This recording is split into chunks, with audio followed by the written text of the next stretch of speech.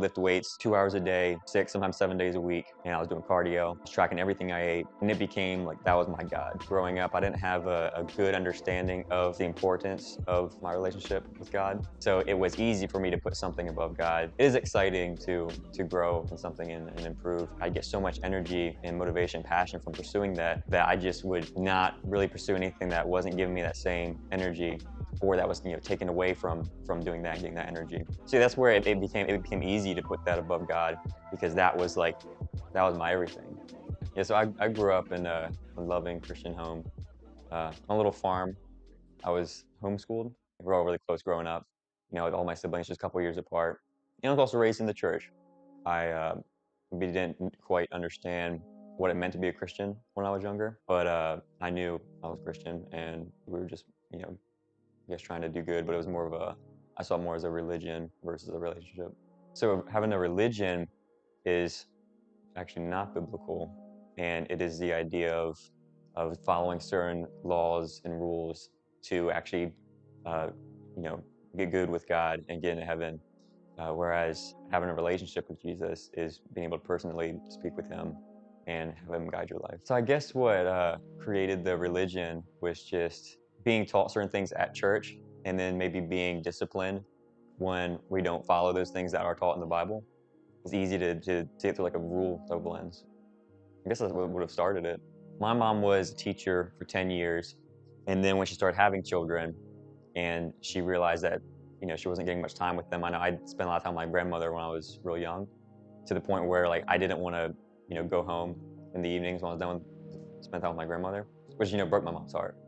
And one day, after she had my sister as well, and she knew she was pregnant with twins, she was like, "I'm not doing this anymore, and I want to come home." And my parents knew that they wanted their children to have a Christian environment. Also, private school is so expensive. My mom did have the teaching experience. She was like, "Why not come home and do this?" And it was great because, we still had structure, we still had routine, which is extremely important. But we were able to have a Christian education as well. And we always usually start out the morning like with a prayer and a Bible verse. And I did, like, my parents encouraged me and my siblings to do nightly prayers, right? My mother prayed with us a lot before bed. And, many nights she'd be like, "Nah, you guys, why don't you go pray on your own or go spend time praying before bed?" And, I would talk with God. And sometimes, looking back on it, it seemed like I was just going through the motions. But other times, I believe I was really genuine and actually feeling like I was speaking with God. So it's hard to be able to draw the line and say when I realized there was something spiritual. So yeah, 'cause I had pretty, simple, easy childhood. I didn't experience a whole lot of pain besides just the regular things that come with life. But my first more traumatizing experience would have been when my youngest twin brother out of the two uh, fell off the balcony in our house, and uh, that was scary. He looked pretty ill. I remember him laying there like kind of coughing and choking up. And we were like, "Oh my gosh, like is he like what happened to him?" We knew he fell pretty far. He was young. He was probably 5 or 6 at the time. And my parents were upset. My mom was crying, and she was like, "Oh, reading stuff online, messaging doctor friends, like as long as he doesn't cough up blood, like we're good. He's just probably mild concussion." And I remember it. I'll never forget. Later that night, we were watching Frosty the Snowman. And, I will never see that scene again when Frosty's like sliding down on his belly, because like at that point, my brother gets up and starts vomiting, and it was dark with the lights off. We were automatically like running around, flipping the lights on, like, "Is there blood? Is there blood?" And then I remember my mom being like, "Oh, like there's blood, right?" And then crying. And so we rushed into the emergency room, and me and my siblings stayed back. And actually, my grandparents came over to stay with us, and my grandmother, they prayed for us at the time, prayed for Josh. And at that time, I remember it's like you come to the reality of what's happened, and you're like, automatically it's serious. Like, oh, up to that point there might be like prayers, "Oh, like thank you God for this," or "Help me with this." But at that point it was like, "Oh, like this is serious. Like, I'm here praying for my brother because I'm scared for him." So that was the first time I really saw prayer as like like a need, and I was like believing in it because I was desperate. And I was like, oh, this like I'm going to be fully present here, and believe in this because I need this right now. So I first experienced kind of like the darkness in life, I guess, when I was 12 to 13, 14, in that area. And I think it's a rough point for most people because it's going through puberty and the hormones changing, and then also you have to think about things like work and what people start asking you what you're going to do. And also my habits weren't good at the time. I was eating more junk food, which growing up we always ate really clean and raised our own chickens. At that point I started eating more junk food. I was addicted to Xbox, and my sleep was terrible, so that didn't help at all. And it was also a good my first experience really noticing the impact that like food and diet has on your mental health as well. And yeah, that was a dark point for me. I struggled a lot with depression and anxiety, and really just like a bit of emotional numbness as well, and just felt like I had no motivation to do anything. And I was like, what is the purpose of life? And you start having those, I guess, deep thoughts and questions. And that was definitely a growing point for me, and a dark time in my life for sure. I wouldn't want to go back to it. So I had some serious anxiety going into things like a piano recital, right? Because I started playing piano. I started picking up by ear when I was around 11. And my parents bought me a keyboard, started paying for me to get lessons. And I was like terrified of doing anything in front of people. I was like, no, like if I sign up for lessons, I'm not doing any recitals or anything. And my parents, they promised me like, oh, no, we won't have you do any recitals. And then next year rolled around, and they're like, you need to do a recital. And they were like, we just said the first year no recitals, but like we think this would be a good thing for you to do. I'm glad they pushed me to do that, but I was like terrified. I remember the night before, like I was like 13 or something. I was like crying. I was like crying in my bed, like telling them I didn't want to do it. And but I went and I did it, and it was good because where I was homeschooled, I didn't have a lot of experience like giving presentations to a classroom full of people or anything like that. So it was just really nerve-wracking for me. But after I did it, it was my first realization that some of the most traumatizing or some of the most scary things that we go through, we make them scary in our head. And then after it's said and done, it's like, oh, I'm still alive. And once I was coming out of that kind of anxious, like depression funk, I was 14, kind of going into 15. And that's when I stumbled across like fitness. And that changed my life. Like fitness changed my life. Up to that point, 12, 13, whatnot, I would, maybe randomly think, oh, I wish I had abs, right? Like I think a lot of guys do and girls do as well. And I might do like a couple crunches and like not do anything that stuck. But when I was going into 15, I was like, so I finally had a growth spurt because I was under 5 foot for like ever. Then I had a growth spurt, and I started becoming a bit more lanky. In those kind of darker years, I was just a bit like overweight, and I started becoming more lanky. And I was like, you know what? I want to fill out my t-shirt more. I want to have bigger arms, and I want to be stronger for games and activities as well. I was never big into sports, but I would play some different things with family, friends, and I wanted to improve my performance with that. And once I started training, I'd had a routine in my room. I'd go running, and when I started seeing like really good results, and I was hooked on it from that point. And then from there, I would follow people on social media, and that's where it transitioned into bodybuilding and training specifically for muscle growth. Because I saw the progress, I saw the physique improvements, and I was like, oh, and then when I stumbled across something where it was specific to improve certain areas of your physique and really like maximize that, I was like, okay, like this is my calling. And that's when I was 15. I was like, okay, I'm gonna be a personal trainer. I want to compete in men's physique show. And for years, that was my goal, to just get as big as possible and stay like really shredded as well. So I had times of like bulking up, and that's sometimes I went overboard the bulk, and it was like that was bad. Like that was I ate too much. But I made a lot of progress. It got to the point where I didn't want to do anything or meet with anyone that was going to basically get in the way of my training routine or goals. I lift weights 2 hours a day, 6, sometimes 7 days a week, and I was doing cardio. I was tracking everything I ate, and it became like that was my God, right? That was everything to me, and it's always dangerous when you make something your God. But That was where I was at with it. Fortunately, I was never actually that big into like Facebook or Instagram or anything of that sort. I actually mainly would follow things on YouTube, right? And I would always use YouTube for most of the time it was educational purposes because I really, just as a kid, I like to learn different things, and I was usually working towards something, even before it was piano. And I was listening to things to learn. And now definitely seeing the guys I was following on YouTube that were really muscular definitely gave me a bit of body dysmorphia. Now I had pretty good genetics, and I got to the point where I was in it long enough, because a lot of people might fall off. I was in fitness long enough to get to the point where I was like pretty happy with my physique.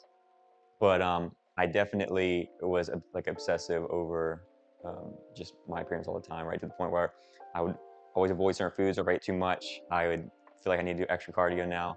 Like always like check in the mirror, make sure I don't look puffy, and and all that. But yeah, with social media, um, other than seeing guys on YouTube that are bigger, that kind of always made me feel like there was just a next level I could go. Like I was never satisfied with where I was at. Other than that, luckily, social media in itself didn't control my life too much. I wasn't the type to just like scroll or spend much time on it in that way. So I guess how fitness and training started becoming my God and making my priorities shift from anything related to God, which first of all, like I said, growing up, I didn't have a good understanding of, I guess, the importance of my relationship with God, which I had no reason to not, but I just didn't.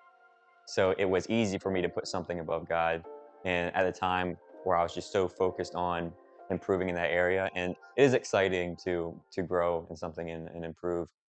So I was just like, I get so much energy and motivation, passion from pursuing that, that I just would not really pursue anything that wasn't giving me that same energy, or that was taken away from doing that and getting that energy.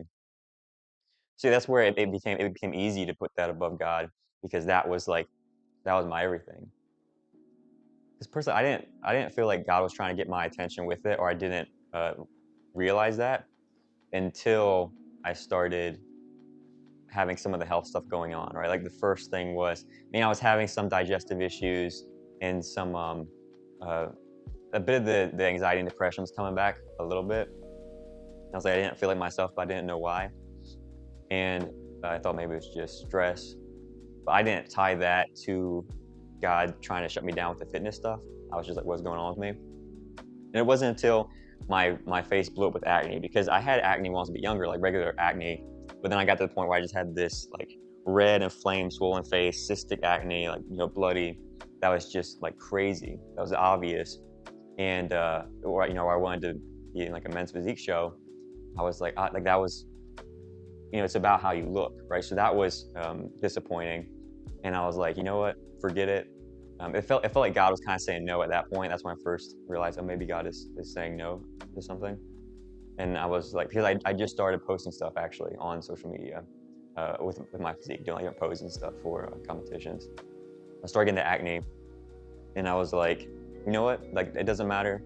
The judges are mainly looking at your muscle insertions and body anyway. Face doesn't matter. I'm gonna continue going with this.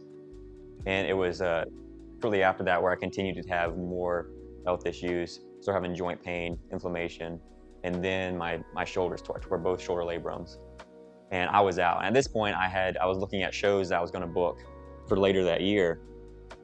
And when I tore my shoulders, it was like, okay, that was when God just slammed the door. And that was my first time really experiencing like God slamming the door. The acne and some of that stuff, I felt like God was saying no. I kept going. And that was the slamming of the door toward my shoulders, because I couldn't do anything. So when I first started seeing a decline in my health, I was 17 years old. It was the summer of 2019, right after I got my first job. So I got my first job it was actually an internship as a land surveyor assistant, right? So I was out in the woods. I had like the tools to measure different properties. Also that same summer, I was in some of the best conditioning I've been in physically, but I was like really pushing my body with how low I could get in body fat, depleting myself of nutrients really. Then also I started dating Elena at that time. And so it was my first relationship as well. My first time having a relationship. So my first job, first relationship.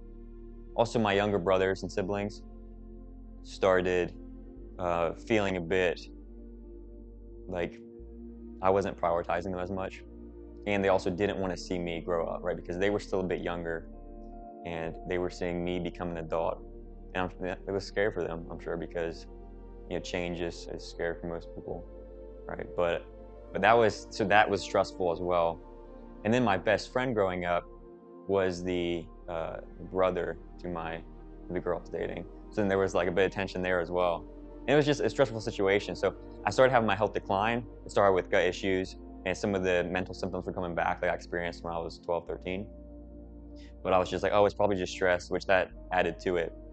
But yeah, that's when it started with the digestive issues and just overall feeling inflamed, right? And I started having kind of random food sensitivities and reactions to things as well. Like I remember that same summer, I got stung by paper wasp. And growing up on a farm, I got stung by stuff all the time and like bitten by random things. And like I knew what different insect bites and reactions looked like. And this one was different. This one I got stung by a paper wasp, started on my knuckle, it swelled up like one of those dolphins with the foreheads, right? And it swelled up my finger, swelled up my whole arm. And it came up and my entire arm was swollen. I couldn't bend my wrist. And I felt nauseous and felt like it was hard to catch my breath. Looking back on it, I was like, oh, that was very mild anaphylaxis, right? I didn't know that at the time. I just thought it was a combination of my anxiety with some crazy reaction to a paper wasp, which I was like, oh, what's going on here? And I did actually, my mom took me to the doctor for that. And I kept having continuously more situations like that where I would react to random things, and I started almost feeling like I had asthma. I never had any issues breathing growing up, but I started feeling I had asthma all the time. And then the mental symptoms as well were getting worse. My health stuff started middle of 2019, right after my first job. And it went on and got worse and worse and worse up to the end of 2023 and the very beginning of 2024, actually. And that was the lowest point. And from there, figured out what was going on, I got on the right track, and I was able to get better. So as my health continued to decline, and I was trying different things as well, I never, where I always was pretty creative and I always working on my own things, and where I was homeschooled, I had the afternoons off to work on stuff and build things. So getting my first job was difficult because now there are things that I was trying to build or work on that I say no to.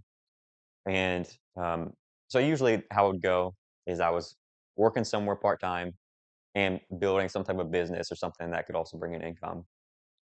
And then as I learned from that, I move on to something else. I get a new part-time job. So I was also all over the place at the time, and which that adds to stress as well. And as things progressed, I started feeling more inflamed, started having more health issues, started getting a lot of shoulder pain. I ended up tearing both shoulder labrums, and they were torn. I pretty much knew what it was because at this point I was studying exercise science and actually got my personal training certification when I was 18. So I was doing research and I was like, I know I have a labral tear. I just had all the symptoms of it. There's certain tests you can do to see, and I was like, I have a labral tear. I told some of my friends and family, and I was like, I need to get checked out. And people were like, no, I think you're just overthinking it, and it's probably not what you have. Well, I went 5 months doing my own therapy exercises to try to heal it, and it kept getting worse. I also just felt really inflamed, and I had to go to I went to a PA. We did an MRI, and I had torn shoulders. At this time, that was one of the things that I reacted to, because after the MRI, I had a severe reaction to contrast dye, which was also like, what is going on with me? I had like flu-like symptoms, like digestive issues. It was like I was going out of my mind. It was crazy. It was a bad experience. And I got the surgery, and at that point, it was like, God closed the door on my fitness stuff.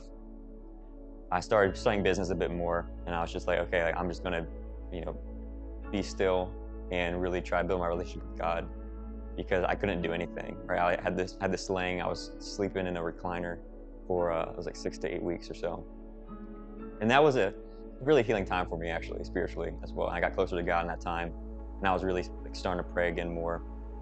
And when I really had my first encounter with God where like I just surrendered everything was on a vacation with my family later that year after my surgery. So I just got out of the sling. You know, I was still having some of the asthma stuff going on. I didn't know what was deal with that. Still had those health issues that had been building up. And we're in the Outer Banks. And one night we got some food. For years, getting food out always destroyed my stomach and made me feel like crap. And this one night in particular, I started reacting bad to it, and my stomach was all swelled up, and my face felt puffy, and it was like really hard to breathe, like more so than it was like the asthma that I'd been experiencing, but even worse. And I was, telling my family like I don't, because I'd go to the doctor and they would run tests and say like my labs look fine, I was healthy, so they couldn't find anything that was wrong. And that night, I was telling my family like something's wrong with me, and I feel like just can't breathe very well. Like I started feeling like I was the room was getting blurry, and it was like I just thought I was extremely anxious. And my family, well, I was saying that something was wrong with me, and my mom was concerned. They were all concerned, but they were like, no, I think you're just anxious, right? And I wasn't. They knew I wasn't feeling well. They're like, you're probably sick. This food messes up your stomach. If it's all swollen, it's hard to breathe anyway. Like just try to relax. And at this point, I'd been frustrated because it seemed like I was just fighting with people, and no one believed me because I had been to many doctor visits. They didn't believe me either. And I was just like, I forget. Like I just went to my room. I was like, tired of dealing this by myself, and it just continued to get worse. Usually, it would peak at that point, but this night, it just got worse and worse. It felt like my head was going to explode. And I just remember my body was just all red. My stomach was swollen. I remember looking in the mirror and noticing that my face was all like swollen as well. I was like, what? I hadn't seen that before. And my vision was distorted. I was like, there's something wrong with me. And then it got harder and harder to breathe. And then I remember being like, oh shoot, like I'm struggling to breathe. And then my ears started swelling up on the inside. And I was like, what is happening to me? And I went down, I laid face down in the bed at the beach house we're staying in. And I was just praying to God, like to heal me, like to fix this. Like I know what's going through. And my ears went like closed up, like when you go underwater. And my breath, everyone who was talking in the background just went faint. My breath started becoming like more and more shallow, and I just couldn't breathe. I was getting tunnel vision, and so at that point, I was just like begging God to like heal me or just like fix something or save me. And at that point, I just got to I just surrendered, and I was like, all right, God, like I don't know what's happening to me. Like if this is how I die, and this is how I go, like let your will be done. And I stopped being able to breathe. I blacked out. And then next thing I know, I woke up, kind of like it almost felt like when your fever breaks and you had a deep rest. You wake up, and you're kind of sweaty, but it feels like you feel back to normal, like you have a clear mind. And I was like, huh. I don't know what happened there, but I was like, okay, I guess God saved me from whatever was happening. And then I started overthinking things. I was like, was that a panic attack? I've heard people talk about panic attacks, and I was like, I'm like, there's no way that was a panic attack, right? And I went about my day after that, but I had a new perspective on God and in a relationship with God, especially after that time being able to uh, grow my relationship with the surgery. And then after that experience, I was like, okay, there's something more going on, and I want to understand this better. And so after I experienced some of the suffering and also the isolation as well from people not knowing what was going on or dismissing my symptoms, or even people that I loved that loved me and weren't trying to be dismissive, were just like, there's no obvious thing of what's going on, like you're a little bit crazy, and it's okay. They're like, it's okay that you're anxious, right? You're going through a stressful time with adulthood, but it's very isolating for me. So it felt like at that point it was like it's just me and God, right? God is all I have. And that was really good for my my spiritual growth, my relationship with God, because I just continued to I wanted to know God more and more. I started reading the Bible every day. I started using a Bible app, getting devotionals on there, like following set devotionals. And like every morning, when I was younger, I started off my morning with a cup of coffee and like playing some type of video game or something. And at that point, I started off my mornings with a cup of coffee and just like sitting in God's presence, trying to hear from God. and then also reading the Bible and trying to, I guess, tune my ear to what God was saying. So after that low point and surrendering to God, I continued to get worse in my health for a bit before I got better. And I had many anaphylactic experiences, which didn't know what it was at the time. And at one point, I was praying, and I feel like I just like it felt like a lot of times when I've noticed when it seems like God is speaking to you, it's like a very strong thought of your own voice, really, but it's a very strong thought that just kind of overpowers everything else, and it aligns with God's word. And that's when I started noticing, okay, if I have this strong thought that aligns with God's word, like that's the Lord speaking to you. And there was this one moment where after I went anaphylactic again, where that was even stronger. It just felt like God was saying that, or what I heard God say is, you're going to help a lot of people through this. You're going to help a lot of people with this. And that gave me hope when I needed it, because I was like, there's purpose in this suffering. And so I continued to start studying health, started going through a program for functional nutrition, and finally got diagnosed what was going on, partly from my own research, and then being persistent with a doctor. And the one doctor that I'd been going to that was dismissive, he had someone come in that had a new condition that was really blown up on the Eastern Shore called alpha-gal syndrome. It comes from a tick bite. So he's like, I think maybe, I just had someone else dealing with something similar to what you have. Maybe this is what you have going on. And he tested me for it, and I did. And it was alpha-gal syndrome from a tick bite that came from when I was doing land surveying back in 2019, when I was 17. I remember the tick bite as well. It was on my stomach. It was a weird tick bite, right? It had like this redness around it and this line that came down my torso. No, that's weird. Maybe it's because the tick was on me. I was like, maybe a spider bit me as well. Like, I don't know what that was, but I got the diagnosis. And from there, I also had found some other things that were going on, like I was really sick from mold and these different things that I was able to start getting better from after that, and things started really looking up. And now I do work with other people uh, who have alpha-gal syndrome, and are looking to support their health as well. So that's the blessing that's come from the pain. The girl I was dating in 2019, the first relationship, I actually met her family when her dad came to my church to be the worship pastor when I was about 6 years old. And I remember when I first saw her family, like she stood out to me as someone that like I wanted to get to know. And so I was like okay. And then when I talked with her, it was just like, this is the girl I'm gonna marry. And I told my mom, we were sitting in their parking lot at their house one day after just spending some time with them. I told my mom, I was like, I'm gonna marry her. And she thought it was cute and all that, and it's so sweet. But now to this day, just earlier this last year, I got to marry Elena. So I'm very blessed to have that.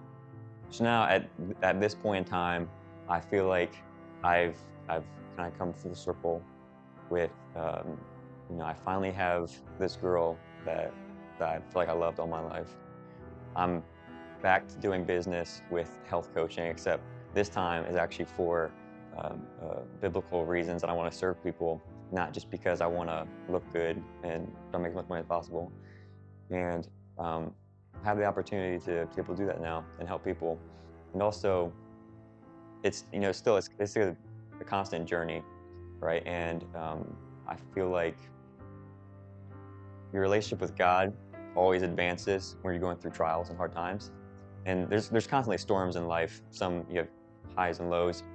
And I think it's true for a lot of people, but for me, it's like my relationship with God has been this constant, since I gave my life, this constant uptrend of being close and not as close with God, right? And it's just this constant, it's been this uptrend, but just like this up and down.